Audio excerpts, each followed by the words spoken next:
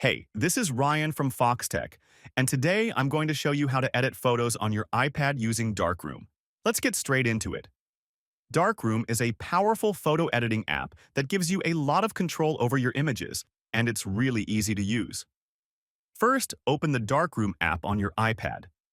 From there, you can import the photo you want to edit either from your library or directly from the Photos app. Once your photo is loaded, you can start with the adjustment tools. These let you modify the basic settings like brightness, contrast, and exposure to get the foundational look you're aiming for.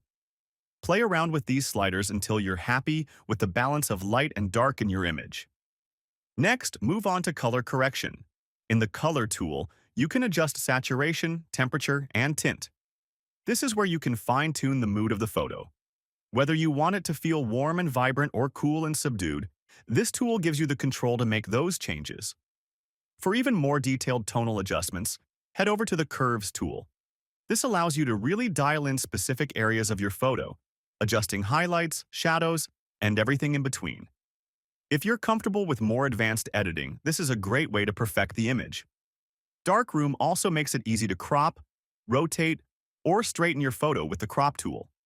Whether you want to frame your subject better or fix a tilted horizon, this tool gives you the flexibility to adjust the composition. If you want to give your photo a quick new look, you can apply filters from the filter library. Darkroom has a wide range of filters that can instantly change the feel of your image, so explore those if you want something different. And for precise adjustments, the brush and selective editing tools allow you to work on specific areas of your photo, whether you need to tweak just one part of the image or make subtle changes. Once you're satisfied with your edits, simply export or save the photo back to your library. Thanks for watching. And if this helped you, don't forget to like and subscribe for more editing tips. See you later.